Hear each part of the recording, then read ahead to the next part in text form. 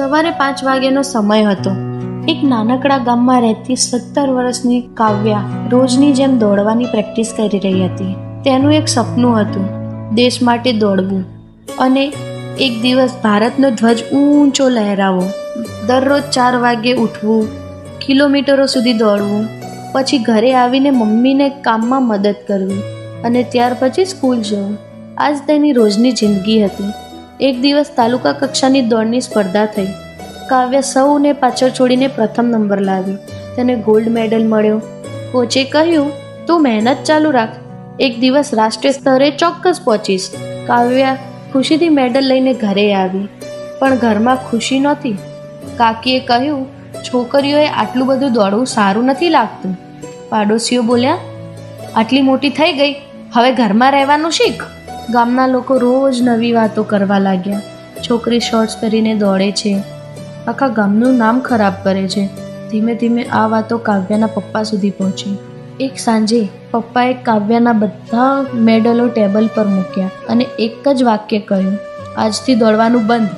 કાવ્યાના હાથમાંથી મેડલ પડી ગયું. તેણે રડતા રડતા પૂછ્યું, પણ પપ્પા, મારા સપના? પપ્પાએ નજર ફેરવી લીધી. સમાજ સામે હું કંઈ કરી શકતો નથી. તે રાતે કાવ્યા ખૂબ રડી. પહેલીવાર તેને લાગ્યું કે કેટલા સપનાઓ મહેનતથી નહીં પણ સમાજના ડરથી હારી જાય છે. સમય પસાર થયો. કાવ્યાને દોડવાનું બંધ કરી દીધું. ઘરમાં જ રહેવા લાગી, પણ તેના મનમાં દોડ હજુ જીવતી હતી. એક દિવસ સ્કૂલમાં રમતગમતના શિક્ષક સીધા ઘરે આવ્યા. તેમણે કાવ્યાના પપ્પાને કહ્યું, તમારી દીકરીમાં અસાધારણ પ્રતિભા છે. સમાજ 2 દિવસ બોલશે, પણ જો આ દીકરી જીતશે તો એ જ સમાજ તાળીઓ પાડશે. આ શબ્દોએ પપ્પાને અંદરથી હચમચાવી દીધા. બીજા જ દિવસે તેઓ કાવ્યાને સ્ટેડિયમ લઈ આવ્યા. બેટા, મારી ભૂલ થઈ ગઈ. આજથી તું કોઈ દિવસ ડરતી નહીં અને તું ડરથી નહીં, તારા સપના માટે દોડીશ. કાવ્યાની આંખોમાં આંસુ આવી ગયા. એણે ફરી પ્રેક્ટિસ શરૂ કરી. મહિનાઓની મહેનત પછી રાજ્ય સ્તરેની સ્પર્ધા આવી. હજારો લોકો વચ્ચે કાવ્યા ટ્રેક પર ઊભી હતી. સીટી વાગી. બધી ખેલાડીઓ દોડવા લાગી. છેલ્લા 100 મીટર કાવ્યાએ એવી ઝડપ બતાવી કે બધાને પાછળ છોડી દીધા.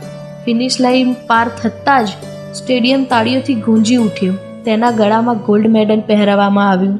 ટીવી પર સમાચાર આવ્યા. નાનકડા ગામમાં એક રાજ્ય સ્તરના સ્પર્ધામાં પ્રથમ નંબર લાવી એક દીકરી.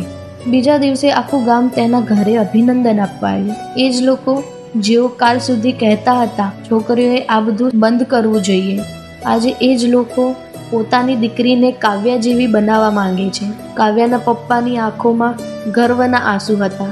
તેમણે બધાની સામે કહ્યું, ભૂલ મારી દીકરીની નહોતી, ભૂલ મારી હતી. હું સમાજથી ડરી ગયો હતો. આજે સમજાયું, સમાજના ડરથી દીકરીના સપના નહીં તોડવા જોઈએ. સમાજ શું કહેશે એ વિચારીને ઘણી દીકરીઓ સપના અધૂરા રહી જાય છે. પણ યાદ રાખો, સમાજનો અવાજ થોડા દિવસ રહેશે, દીકરીની સફળતા આખી જિંદગી બોલશે.